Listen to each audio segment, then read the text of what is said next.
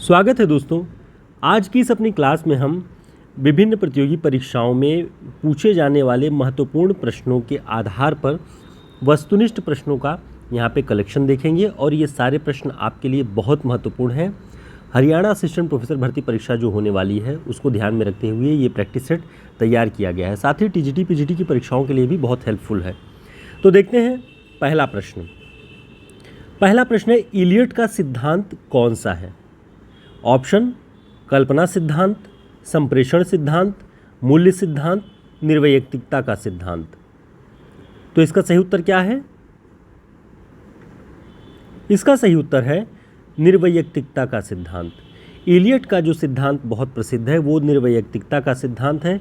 इसके साथ ही ध्यान रखिएगा संप्रेषण सिद्धांत और मूल्य सिद्धांत ये रिचर्ड्स का है, कल्पना सिद्धांत ये कॉलरिज का है। तो ध्यान रखेंगे आप इन सारे सिद्धांतों को। इस प्रश्न के साथ और जो महत्वपूर्ण तथ्य हैं इलियट से संबंधित वो हम देख लेंगे। इलियट के सिद्धांत का नाम तो आपको ध्यान रखना ही है। इलियट का जन्म भी आपको ध्यान रखना है। 1888 ईस्वी में इनका जन्म हुआ। कहाँ पर? अमेरिका में। इन्होंने द क्राइटेरियन नाम की पत्रिका का संपादन भी किया। इनकी एक रचना है द वेस्टलैंड। इस पर 1948 में इन्हें नोबेल पुरस्कार प्राप्त हुआ है। इसे ध्यान रखेंगे। नॉलेज एंड एक्सपीरियंस इनका शोध प्रबंध है।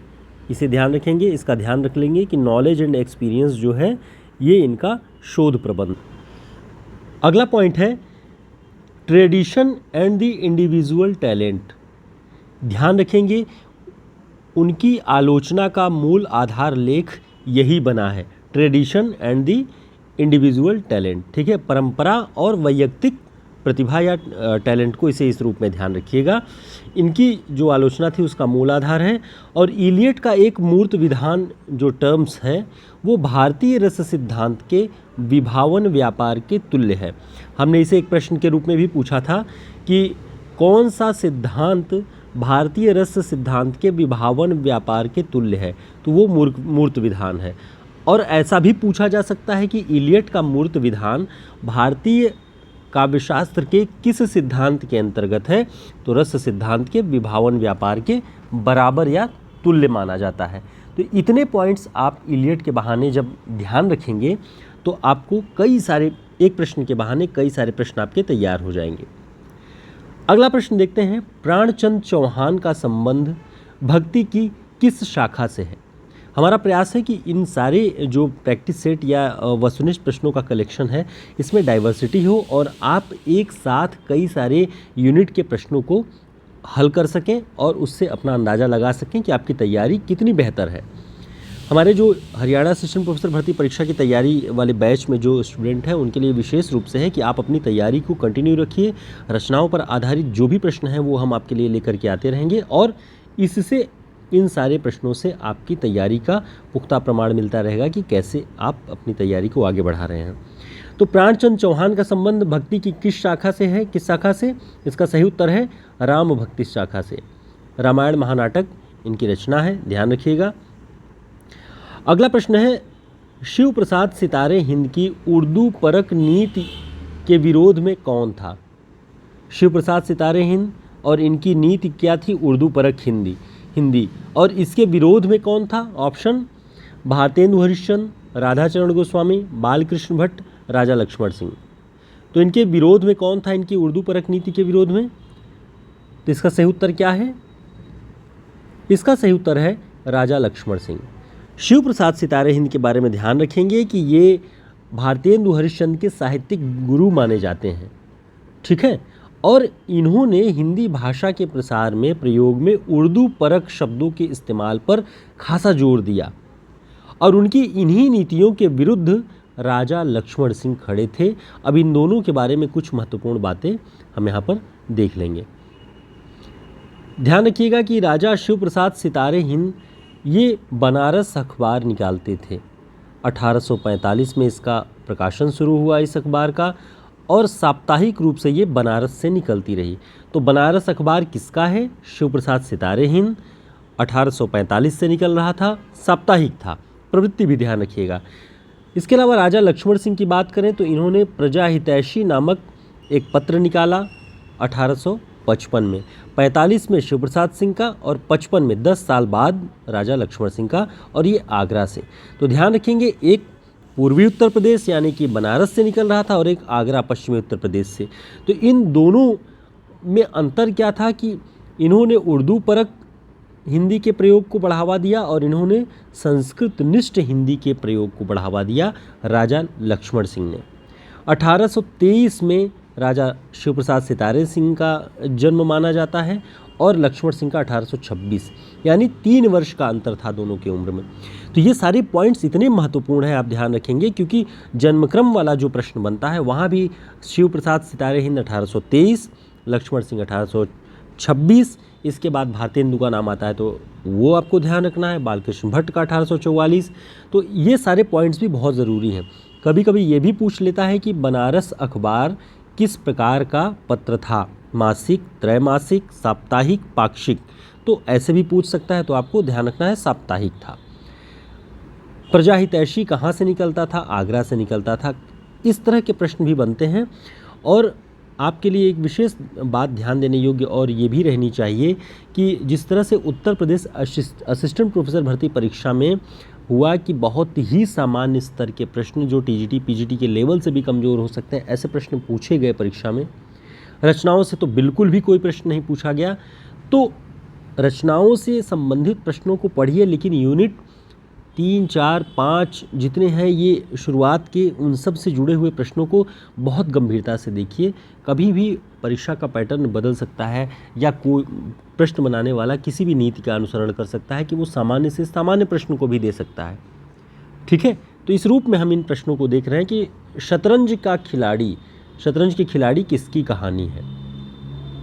ऑप्शन शरद जोशी, श्रीलाल शुक्ल, हरिशंकर परसाई, प्रेमचंद। तो इसका सही उत्तर क्या है? इसका सही उत्तर है प्रेमचंद। प्रेमचंद की कहानी है शतरंज के खिलाड़ी। हरिशंकर परसाई जी का कौन सी कहानी पाठ्यक्रम में लगी है, आप लोग कमेंट करके बताएं। हरिशंकर परसाई जी की कहानी आपके पाठ्यक्रम में है, उसे ध्यान रखें। उसके बारे में भी हमने आपको क्लासेज शेयर की हुई थी ग्रुप में, उसे ज़रूर देख लें। जूठन 1997 ईस्वी में प्रकाशित हुआ एक आत्मकथा है। इसके लेखक कौन हैं? Option Surajpal Chauhan, doctor Dharmveer, Mata Prasad, Om Prakash Valmiki. तो इसका सही उत्तर क्या है? इसका सही उत्तर है ओम प्रकाश वाल्मीकि। जूठन 1997 में प्रकाशित आत्मकथा है ओम प्रकाश वाल्मीकि की, और हिंदी की पहली दलित आत्मकथा मानी जाती है, ध्यान रखिएगा। अगला प्रश्न है, जाह्नवी कहानी के लेखक कौन हैं? ऑप्शन अज्ञेय, बंग महिला, जैनेन्द्र कुमार, उपेंद्रनाथ अश्क। तो इसका सही उत्तर क्या है? इसका सही उत्तर है जैनेन्द्र कुमार। जाह्नवी जैनेन्द्र कुमार की कहानी है, और यूजीसी नेट असिस्टेंट प्रोफेसर भर्ती परीक्षा यूपी और हरियाणा में भी संभवतः पत्नी कहानी इनकी लगी हुई है। आप सभी जानते होंगे, परिचित होंगे, उस कहानी को आप सभी ने पढ़ा भी होगा। बहुत अच्छी कहानियाँ है। उसके आधार पे आप ये समझ सकते हैं कि इनकी कहानियों की जो मुख्य विषय है वो स्त्री मनोविज्ञान को लेकर के है। उनके जीवन की जो हलचल है, उनके जीवन के जो प्रश्न हैं, मनोवैज्ञानिक ढंग से किस रूप में लिखा जा सकता है, वो उन्हें इनकी कहानियों में देखा जा सकता है। अगला प्रश्न है, चाक उपन्यास की लेखिका कौन है? ऑप्शन मृदुला गर्ग, प्रभा खेतान, रमणिका गुप्ता, मैत्रेयी पुष्पा। तो इसका सही उत्तर क्या है? इसका सही उत्तर है मैत्रेयी पुष्पा। चाक उपन्यास मैत्रेयी पुष्पा का है। इसके अलावा कुछ महत्वपूर्ण बातें जो ध्यान रखनी है, चाक 1997 में प्रकाशित हुआ है। इन्हीं का उपन्यास है झूला नट 1999 में, और आलमा कबूतरी सन 2000 में। तो इनके प्रकाशन वर्ष भी ध्यान रखें या क्रम रूप से याद रखें। चाक, झूला नट, आलमा कबूतरी, ये मैत्रेयी पुष्पा का है। ठीक है। अगला प्रश्न है, ताई कहानी के लेखक कौन है? ये कहानी भी पाठ्यक्रम में लगी हुई है और बहुत महत्वपूर्ण कहानियों में मानी जाती है। अगर आप इसे पढ़े होंगे तो आप सभी लोग जानते होंगे। इसका सही उत्तर क्या है? ऑप्शन चतुर्सेन शास्त्री, सुदर्शन, प्रेमचंद, विशंभरनाथ शर्मा, कौशिक। तो इसका सही उत्तर है विशंभरनाथ शर्मा, कौशिक। विशंभरनाथ शर्मा जी का उपनाम जो साहित्यिक नाम था कौशिक था। कभी भी प्रश्न बने कि कौशिक उपनाम किसका था, तो विशंभरनाथ शर्मा जी का। अगला प्रश्न है, सुकुल की बीवी किसकी रचना है? ये कहानी है, कथा है, किसकी है? केदारनाथ सिंह, धर्मवीर भारती, निराला, कंवल भारती। तो इसका सही उत्तर क्या है? इसका सही उत्तर है निराला। सुकुल की बीवी निराला की कहानी है। कहानी संग्रह में देखें, लीली 1934, सखी 1935, सुकुल की बीवी 1941। इन तीनों को ध्यान में रखिएगा, 34, 35 और 41, लीली, सखी और सुकुल की बीवी, इसे ध्यान रखिएगा। इसके अलावा इनकी एक बहुत महत्वपूर्ण रचना और है, बिल्लेसुर बकरिया, आप लोग जानते होंगे, तो उसे ध्यान रखिएगा। रचना और रचनाकार की दृष्टि से कौन सा विकल्प सुमेलित नहीं है? ऑप्शन: आत्महत्या के विरुद्ध रघुवीर सहाय, संशय की एक रात नरेश मेहता, अरण्या अज्ञे, 7 गीत वर्ष धर्मवीर भारती। तो सुमेलित नहीं है तलाशना है। आत्महत्या के विरुद्ध रघुवीर सहाय का सही है, संशय की एक रात प्रबंध काव्य नरेश मेहता सही है, 7 गीत वर्ष धर्मवीर भारती, ठंडा लोहा, कनुप्रिया, ये सारी रचनाएं धर्मवीर भारती की हैं। अरण्या अज्ञे का नहीं है। चैत्या, उत्सवा, अरण्या, ये सभी काव्य संग्रह नरेश मेहता के हैं, तो ये सही नहीं है, इसे ध्यान रखिएगा। इसके साथ ही एक महत्वपूर्ण पॉइंट और ध्यान रखिए, आत्महत्या के विरुद्ध ये काव्य संग्रह 1967 में, 1967 में, और 7 गीत वर्ष जो धर्मवीर भारती जी का है वो 1959 में है। तो इन दोनों बातों को ध्यान में रखिएगा इन रचनाओं के साथ, जिससे आपको आसानी रहेगी चीज़ों को थोड़ा थोड़ा करके याद करने में। दोस्तों, इस तरह के हमारे सभी महत्वपूर्ण प्रैक्टिस सेट और वन लाइनर प्रश्नों का पूरा संग्रह आपको हमारे हिंदी साहित्य के शॉर्ट नोट्स में मिलेगा। आप सभी जो लोग ले चुके हैं इस नोट्स को, जिन्होंने ऑर्डर किया था, देख रहे होंगे कि हमने बहुत ही प्रतिष्ठित प्रश्न, जो प्रचलित प्रश्न हैं, जो बार बार पूछे जाते हैं, उन सभी को एक जगह किस तरह से कैटेगराइज करके रखा हुआ है कि आप वन लाइनर रूप में 40 बड़े रचनाकारों पर भी तथ्य इसमें पाते हैं, और महत्वपूर्ण प्रश्नों का जो शुक्ल जी की पुस्तक और बच्चन जी की पुस्तक के आधार पर बनते हैं, उन सभी का कलेक्शन भी इसमें है। हम इसे लगातार इम्प्रोवाइज़ कर रहे हैं, इसमें लगातार सुधार कर रहे हैं, लगातार नए प्रश्नों को जोड़ रहे हैं, ताकि आने वाले समय में ये शॉर्ट नोट्स आपके लिए मुकम्मल साबित हो। तो जो लोग इसे ऑर्डर करना चाहते हैं, हमारे व्हाट्सएप नंबर पर संपर्क करके इसे ऑर्डर कर सकते हैं। इसके अलावा एक जानकारी के रूप में आप लोगों के लिए कि हम कौन कौन सी सामग्रियां आपके लिए उपलब्ध करा रहे हैं। हरियाणा असिस्टेंट प्रोफेसर भर्ती परीक्षा के लिए हमारा ऑनलाइन बैच जो चल रहा है, जिसके लिए हम ये क्लासेस बना रहे हैं, ये प्रतिदिन शाम 8 बजे के बाद, कुछ देरी से इधर उधर, लेकिन प्रतिदिन हम इसे चला रहे हैं। इसमें हम रचनाओं पर आधारित सभी नोट्स को पढ़ा रहे हैं और साथ ही वस्तुनिष्ठ प्रश्नों के हल भी। तो ये प्रतिदिन हमारा ये बैच चल रहा है, इससे जुड़ सकते हैं आप। यूजीसी नेट के लिए हमने कुशाग्र बैच 25 मई से शुरू करने की योजना बनाई हुई है। जो लोग जुड़ रहे हैं और जो लोग जुड़ना चाहते हैं वो हमारे इस नंबर पर संपर्क कर लें। ये बैच हम नया शुरू कर रहे हैं यूजीसी नेट के लिए, कुशाग्र बैच। सारी यूनिट को हम बहुत तेज़ी से कवर करेंगे परीक्षाओं तक, और इनसे बनने वाले सभी प्रश्नों को उस रूप में अनुरूप करेंगे। यूपी टीजीटी पीजीटी की परीक्षा को ध्यान में रखते हुए 1000 प्रश्नों का हमारा प्रैक्टिस सेट चल रहा है, टेस्ट सीरीज चल रही है, जिसमें 10 प्रैक्टिस सेट आपको मिलेंगे, टेस्ट सीरीज़ मिलेंगे, और इनसे आप अपनी तैयारी को पुख्ता रूप में जांच पाएंगे। साथ ही रचनाओं पर आधारित नोट्स भी हमारे पास उपलब्ध हैं, जो यूजीसी नेट और हरियाणा असिस्टेंट प्रोफेसर भर्ती परीक्षा में लगी हुई हैं। तो ये सारे जो सामग्रियां हैं वो हमारे पास उपलब्ध हैं। आप में से जो लोग इच्छुक हों, जिन्हें आवश्यकता हो, वो हमारे नंबर पर संपर्क करके इसे ऑर्डर कर सकते हैं। इसके अलावा देखते हैं अगला प्रश्न हमारा, एक प्रश्न एक पतंग अनंत में किस कवि की रचना है? ऑप्शन: आलोक धनवा, नंद चतुर्वेदी, अरुण कमल, अशोक वाजपेयी। तो इसका सही उत्तर क्या है? इसका सही उत्तर है अशोक वाजपेयी। एक पतंग अनंत में अशोक वाजपेयी का काव्य संग्रह है। अरुण कमल का काव्य संग्रह नए इलाके में, ध्यान रखिएगा। नंद चतुर्वेदी का वे सोए तो नहीं होंगे, और ऐसे तमाम कई सारे काव्य संग्रह हैं। ये राजस्थान के कवि हैं, बहुत आशा के, प्रबल आशा के कवि हैं नंद चतुर्वेदी। राजस्थान से जो लोग जुड़े होंगे वो जानते होंगे इनके बारे में। आलोक धनवा हिंदी के महत्वपूर्ण जो कवि हैं, दुनिया रोज बनती है इनका काव्य संग्रह है। तो इन नामों से आप परिचित रहिए, सुने रहिए एक प्रश्न के बहाने, ताकि हम कई सारी बातें भी यहाँ पे डिस्कस करते रहें और सुनते रहें। उद्देश्य ही यही होता है कि एक प्रश्न के साथ कई बातें आप जानते रहें। आलोचना पत्रिका वर्तमान में कहाँ से प्रकाशित होती है? ऑप्शन दिल्ली, आगरा, वाराणसी, इलाहाबाद। तो इसका सही उत्तर क्या है? इसका सही उत्तर है दिल्ली। आलोचना पत्रिका वर्तमान में दिल्ली से प्रकाशित होती है। इसके संपादक प्रोफेसर आशुतोष कुमार जी हैं, दिल्ली विश्वविद्यालय के प्रोफेसर हैं। नामवर सिंह जी इसके संपादक रहे हैं, रामविलास शर्मा जी इसके संपादक रहे हैं।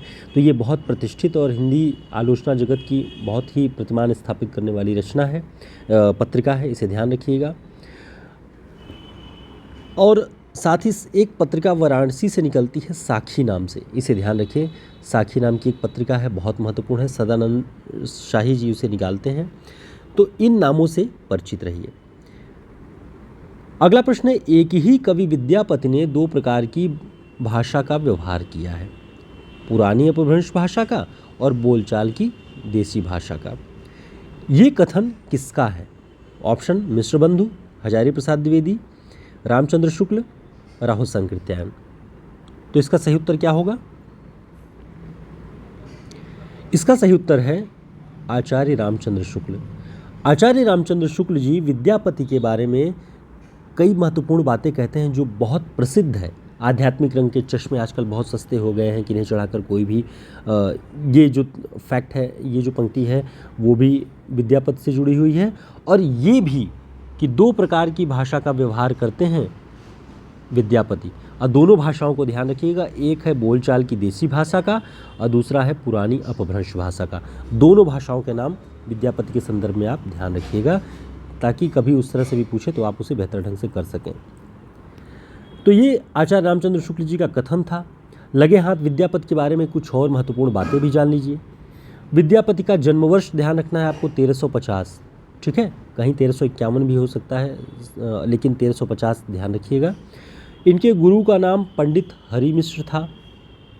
ये तिरहुत के राजा शिव सिंह और कीर्ति सिंह के दरबारी कवि थे। बच्चन सिंह इन्हें क्या कहते हैं? बच्चन सिंह इन्हें जाति कवि कहते हैं, ठीक है। निराला ने इनकी जो पदावली है, विद्यापति पदावली, उसे नागिन की लहर कहा है। तो ये बातें महत्वपूर्ण हैं विद्यापति के बारे में।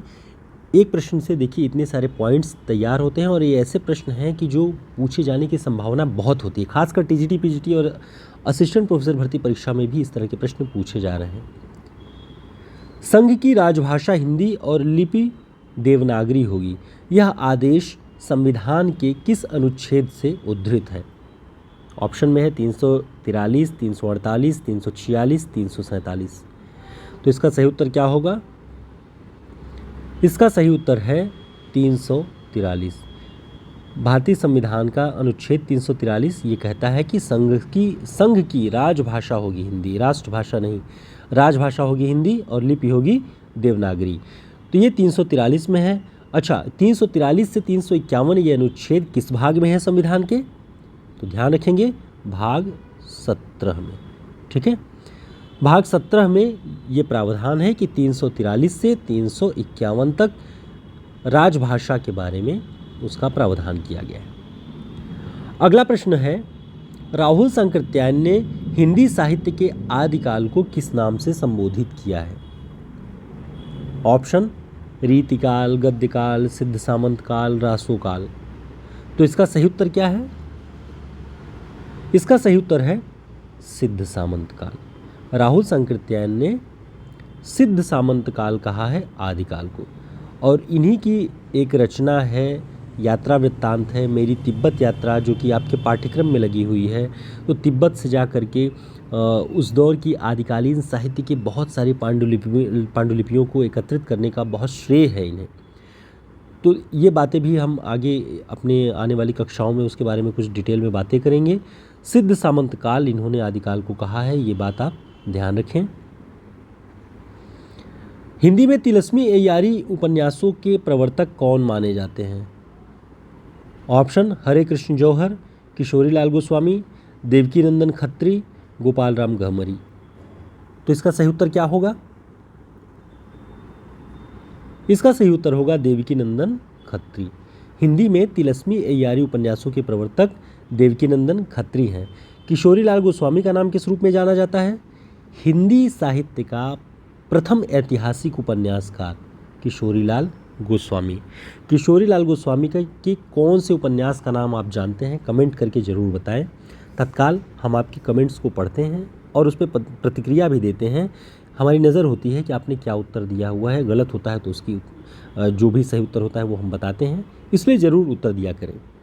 गोपाल राम गहमरी की बात करें तो गोपाल राम गहमरी का नाम जासूसी उपन्यासों के प्रवर्तक के रूप में आता है। तो ये तथ्य आप ध्यान रखेंगे। जासूसी उपन्यासों के प्रवर्तक कौन हैं? गोपाल राम गहमरी। इन्हें हिंदी का कानन डायल भी कहा जाता है। तो हिंदी का कानन डायल किसे कहते हैं? गोपाल राम गहमरी को। किशोरीलाल गोस्वामी प्रथम ऐतिहासिक उपन्यासकार हिंदी के माने जाते हैं। तो ये बातें इन प्रश्नों के साथ आप ध्यान रखेंगे। अगला प्रश्न है, कबीर में जो रहस्यवाद पाया जाता है वह अधिकतर सूफियों के प्रभाव के कारण है। यह कथन किसका है?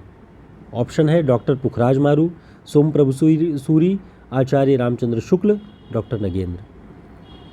तो इसका सही उत्तर क्या है?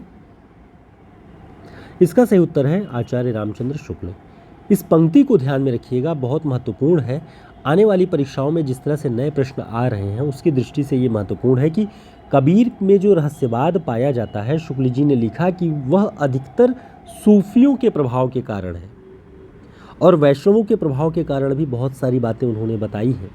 वो भी हम कबीर वाला जो हमारा एक स्पेशल वीडियो है, आप उसे हमारे चैनल पे सर्च करके देख सकते हैं। उसमें हमने बहुत डिटेल में सारी चीज़ों को बताया है। अगला प्रश्न है, ननु शब्दार्थो काव्यम किस आचार्य का काव्य लक्षण है?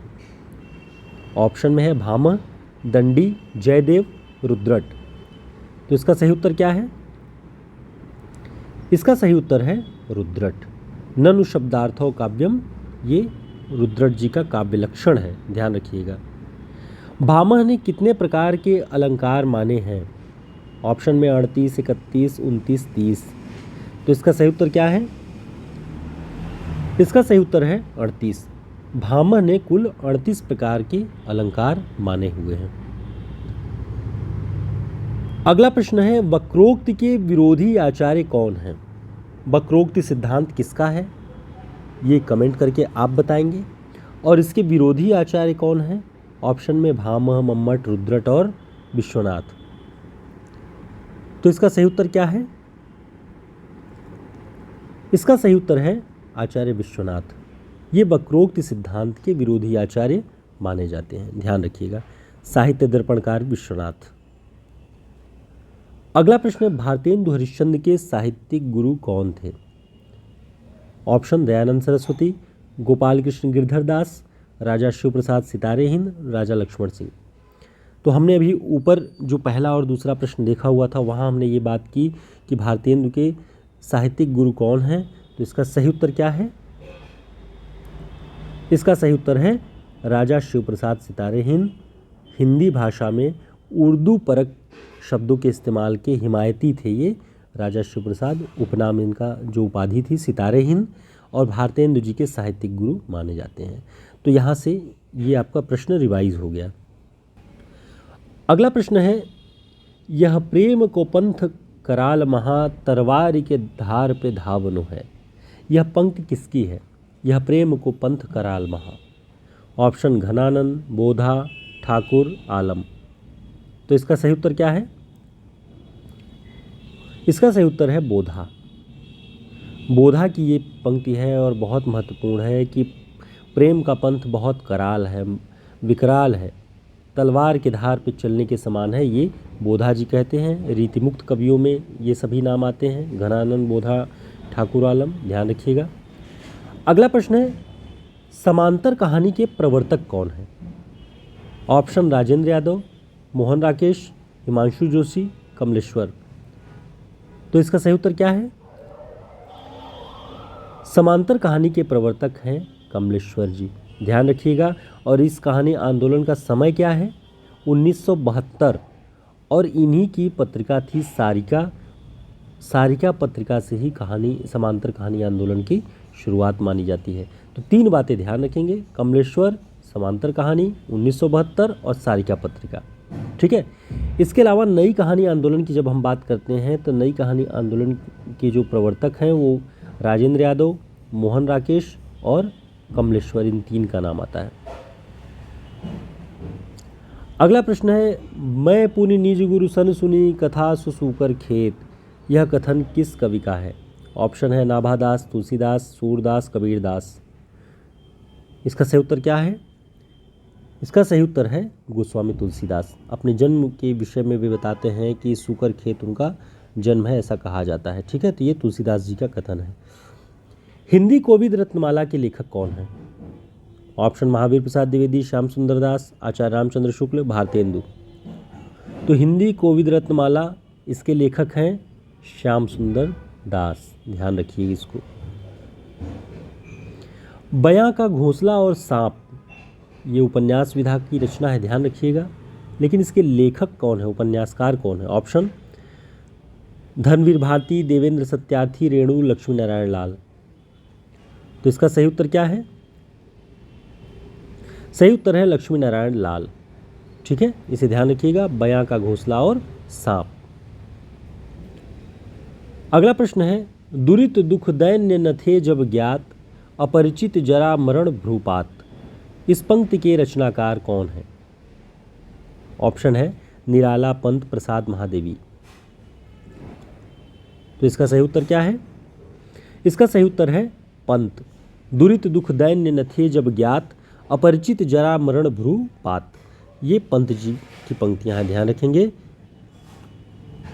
एक प्रश्न महत्वपूर्ण, उर्दू किस भाषा का शब्द है? ऑप्शन में है फारसी, अरबी, तुर्की और ईरानी। तो किस भाषा का शब्द है? तुर्की। उर्दू तुर्की भाषा का शब्द है। उर्दू एक खुद ही भाषा मानी जाती है, लेकिन उर्दू नामकरण ही तुर्की से हुआ है, ध्यान रखिएगा। अगला प्रश्न है, अब तो अजपा जप मन मेरे, सुर नर असुर टहलुआ जाके, मुनि गंधर्व हैं जाके चेरे चेले, अब तो अजपा जप मन मेरे, यह किसकी काव्य पंक्ति है? ऑप्शन है सुंदरदास, मलूकदास, धर्मदास, रैदास। तो इसका सही उत्तर क्या है? इसका सही उत्तर है मलूकदास। अब तो अजपा जप मन मेरे। दोस्तों, अगर आपने हमारे व्हाट्सएप ग्रुप या टेलीग्राम का लिंक अगर अब तक ज्वाइन नहीं किया हुआ है ये सारे ग्रुप, तो आप डिस्क्रिप्शन बॉक्स में देखेंगे तो आपको व्हाट्सएप ग्रुप और टेलीग्राम ग्रुप का लिंक मिल जाएगा, उसे ज्वाइन कर लें ताकि समय पर हम सूचनाएं आपके लिए जो कुछ भी या जो भी रिवीजन के लिए क्लासेस, बहुत पुरानी क्लासेस जो बहुत महत्वपूर्ण है, हम आपके लिए शेयर करते रहते हैं। उन सारी चीज़ों से या महत्वपूर्ण कोई PDF हुआ वो हम शेयर करते हैं, तो आप उससे जुड़े रहेंगे तो आपको ये चीज़ें मिलती रहेंगी समय पर। और अगर आपने अब तक चैनल सब्सक्राइब नहीं किया तो सब्सक्राइब कर लें, वीडियो को लाइक ज़रूर कर दें अगर आपके लिए ये उपयोगी है। अगला प्रश्न देखते हैं, आत्मजयी किसकी रचना है? ऑप्शन धर्मवीर भारती, अज्ञेय, कुंवर नारायण, नरेश मेहता। तो इसका सही उत्तर क्या है? इसका सही उत्तर है कुंवर नारायण। कुंवर नारायण की जो ये रचना है आत्मजयी, ये कठोपनिषद पर आधारित है, यम नचिकेता संवाद पर, इसे ध्यान रखिएगा। अगला प्रश्न है, गुड़िया भीतर गुड़िया किस विधा की रचना है? ऑप्शन उपन्यास, आत्मकथा, जीवनी, कहानी। तो गुड़िया भीतर गुड़िया ये आत्मकथा है, ध्यान रखिएगा। मैत्रेयी पुष्पा की आत्मकथा है और उनकी आत्मकथा का दूसरा भाग है ये 2008 में। और पहला भाग कब आया? पहला भाग इनका आया 2002 में, कस्तूरी कुंडल बसे, सन 2002। तो ये सारे पॉइंट आप ध्यान रखेंगे। मैत्रेयी पुष्पा की आत्मकथा के 2 भाग, पहला कस्तूरी कुंडल बसे, दूसरा गुड़िया भीतर गुड़िया, 2002 2008। ये पॉइंट्स आपको ध्यान रखना है। अगला प्रश्न है, भरत मुनि ने रस के कितने भेद बताए हैं? ऑप्शन 9, 7, 5, 8। तो भरत मुनि के अनुसार रस के 8 भेद हैं, ध्यान रखिएगा। अगला प्रश्न है, हिंदी नवरत्न और मिश्रबंध विनोद के लेखक कौन हैं? तो आप सभी जानते हैं हिंदी नवरत्न जो है, मिश्रबंध विनोद से तो आप पहचान जाएंगे, लेकिन हिंदी नवरत्न इसके लेखक मिश्रबंध हैं इन दोनों रचनाओं के। और हिंदी नवरत्न का प्रकाशन वर्ष ध्यान रखेंगे 1910 ईस्वी, और मिश्रबंध विनोद इसके कुल 4 भाग हैं, ध्यान रखना है आपको। प्रथम 3 1914 में प्रकाशित हुए और चौथा 1934 में। ठीक है, इतनी बातें आपको ध्यान रखनी है मिश्रबंधुओं के विषय में। अगला प्रश्न है, निम्नलिखित में से कौन सी रचना मीराबाई द्वारा नहीं की गई है? ऑप्शन गीत गोविंद की टीका, राग सोरठा के पद, प्रेम वाटिका, नरसी जी का मायरा। तो कौन सी रचना मीराबाई जी द्वारा नहीं लिखी गई है? इसका सही उत्तर है प्रेम वाटिका। प्रेम वाटिका मीराबाई जी की रचना नहीं है, ये रसखान जी की रचना है। बाकी गीत गोविंद की टीका, राग सोरठा के पद और नरसी जी का मायरा, इन तीनों को ध्यान रखना, ये मीराबाई जी की रचना है। ठीक है, मीराबाई जी की जो रचनाएं हैं, पदावली है, वो आपको आपके पाठ्यक्रम में है और विश्वनाथ त्रिपाठी जी ने जो संपादन किया है मीरा का काव्य नाम से, उसे पढ़ना है। और हमने अपनी पिछली क्लास में मीरा का काव्य नाम से राम की शक्ति पूजा और कामायनी से जुड़े हुए महत्वपूर्ण तथ्यों को आपको प्रोवाइड कराया है, तो वो क्लास जाकर के आप वहाँ देख सकते हैं। अगला प्रश्न है, अष्टछाप की प्रतिष्ठा करने वाले आचार्य कौन हैं? ऑप्शन वल्लभाचार्य, निम्बार्काचार्य, रामानुजाचार्य और विट्ठलनाथ। तो इसका सही उत्तर क्या है? इसका सही उत्तर है विट्ठलनाथ। अष्टछाप की प्रतिष्ठा करने वाले आचार्य हैं। अष्टछाप की जो स्थापना है वो 1565 ईस्वी में मानी जाती है, ध्यान रखिएगा। आचार्य रामचंद्र शुक्ल ने रासो शब्द का संबंध किस शब्द से माना है? यानी उन्होंने रासो शब्द की उत्पत्ति के बारे में बात की, तो किस शब्द से उसकी उत्पत्ति मानी? ऑप्शन है रास से, रसायन से, रहस्य से, रासक से। तो इसका सही उत्तर क्या है? इसका सही उत्तर है रसायन से। आचार्य रामचंद्र शुक्ल जी ने रासो शब्द की उत्पत्ति रसायन शब्द से मानी है। रासक से कौन मानता है? रासो शब्द की उत्पत्ति रासक से कौन मानता है? ध्यान रखेंगे, आचार्य हजारी प्रसाद द्विवेदी जी मानते हैं रासक शब्द से। ये दोनों बातें महत्वपूर्ण हैं, दोनों ध्यान रखिएगा। अगला प्रश्न है, हिंदी में रीति ग्रंथों की परंपरा चिंतामणि त्रिपाठी से चली, अतः रीतिकाल का आरंभ भी उन्हीं से मानना चाहिए। इस कथन के लेखक कौन हैं? ऑप्शन में है आचार्य रामचंद्र शुक्ल, आचार्य हजारी प्रसाद द्विवेदी, जॉर्ज ग्रियर्सन, मिश्र बंधु। तो चिंतामणि त्रिपाठी से रीति ग्रंथों की या रीतिकाल का आरंभ कौन मानता है? आचार्य रामचंद्र शुक्ल जी।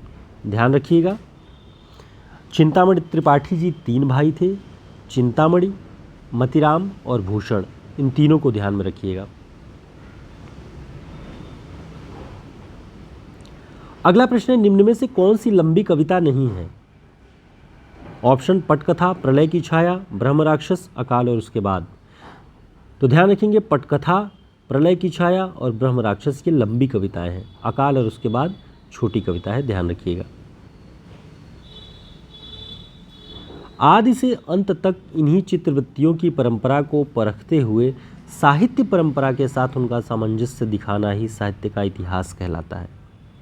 ये पंक्ति आपको वैसे भी ध्यान रखनी चाहिए कि जब आप रिटन में मान लीजिए कि हिंदी साहित्य का इतिहास या साहित्य का इतिहास किसे कहा जा सकता है, जब आप इसे डिफाइन करना चाहेंगे तो ये पंक्ति बहुत हेल्प करेगी कि आदि से अंत तक इन्हीं चित्रवृत्तियों की परंपरा को परखते हुए साहित्य परंपरा के साथ सामंजस्य दिखाना ही साहित्य का इतिहास कहलाता है।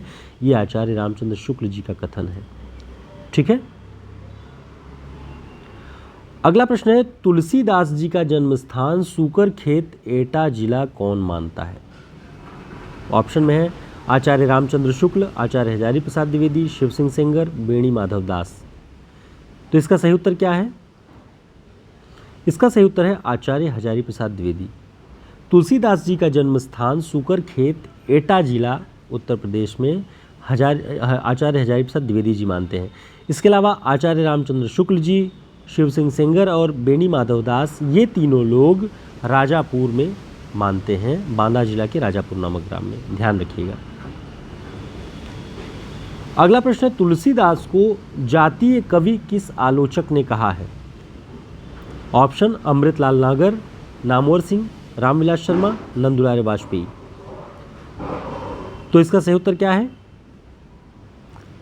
इसका सही उत्तर है रामविलास शर्मा। तुलसीदास को जातीय कवि कहने वाले आलोचक हैं रामविलास शर्मा जी, ध्यान रखिएगा। अगला प्रश्न है, राम भक्ति परंपरा में रसिक भाव का समावेश करके नया संप्रदाय चलाने वाले कवि कौन थे? ये प्रश्न आप सभी के लिए है। आप सभी यहाँ तक पहुँचे हैं, बताएं कि रसिक भाव का समावेश राम भक्ति परंपरा में करके नया संप्रदाय कौन चलाता है? ऑप्शन में नाभादास, रामानंद, नरहरियानंद, अग्रदास। इस प्रश्न का उत्तर आप सभी देंगे। अगला प्रश्न है, उत्तर भारत का तोताद्री किस रामानंदी गद्दी को माना जाता है? तो उत्तर भारत का तोताद्री किसे कहा जाता है? ऑप्शन गलता, माउंट आबू, विंध्याचल गद्दी, खाटू। तो इसका सही उत्तर क्या है? इसका सही उत्तर है गलता। गलता राजस्थान में है और इसे ही उत्तर भारत का तोताद्री, तोताद्री दक्षिण में है, लेकिन उत्तर भारत का तोताद्री किसे माना जाता है? गलता को। और गलता में रामानंदी संप्रदाय की गद्दी है, ध्यान रखिएगा। अगला प्रश्न देखते हैं, मानुष प्रेम भय बैकुंठी यह पंक्ति किस रचना का अंश है? ऑप्शन रामचरितमानस, पद्मावत, संदेश रासक, भ्रमर गीत सार। तो ये किस रचना में है? इसका सही उत्तर है पद्मावत। जैसी के पद्मावत में है, मानुष प्रेम भय बैकुंठी नाहित छार भय दुई मुठी। ये पंक्ति पद्मावत की है, ध्यान रखिएगा इसे। दोस्तों, यूजीसी नेट के लिए जो हमारी क्लासेस शुरू होने वाली है 25 मई से, कुशाग्र बैच नाम से, आप उसे ज्वाइन कर सकते हैं, जुड़ सकते हैं, और उसमें हम यूनिट वाइज सभी रचनाओं पर जो प्रश्न बन सकते हैं, साथ ही हिंदी साहित्य के इतिहास के महत्वपूर्ण पक्षों को भी विस्तृत ढंग से पढ़ेंगे, ताकि परीक्षाओं में बहुत बेहतर परफॉर्मेंस हो सके। तो आप इस बैच को ज्वाइन करके जुड़ सकते हैं और हम 25 तारीख से क्लासेस को जारी कर देंगे। आचार्य रामचंद्र शुक्ल जी ने ईश्वरदास की सत्यवती कथा को किस काल के अंतर्गत रखा है? तो पहले ही ध्यान रख लीजिएगा, ईश्वरदास की सत्यवती कथा रचना है। भक्ति काल के किस खंड में उन्होंने रखा है? राम भक्ति शाखा में या सूफी धारा में, सगुण धारा में, किस में? तो इसका सही उत्तर है भक्ति काल की किसी भी धारा में उन्होंने इसे स्थान नहीं दिया है।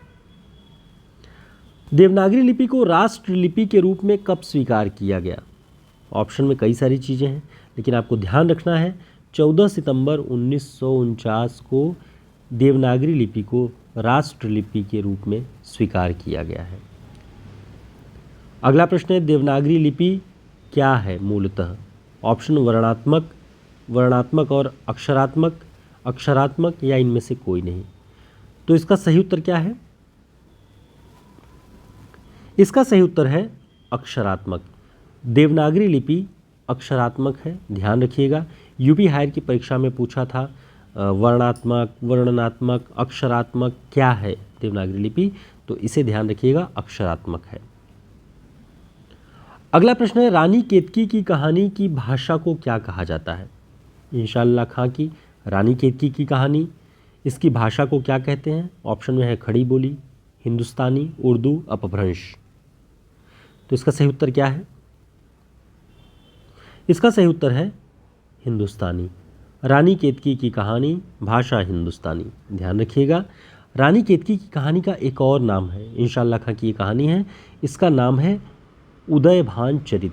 ध्यान रखेंगे, उदयभान चरित इंशाअल्लाह खां की रानी केतकी की कहानी का ही एक अन्य नाम है। अगला प्रश्न है, बिहारी सतसई की प्रसिद्धि का कारण क्या है?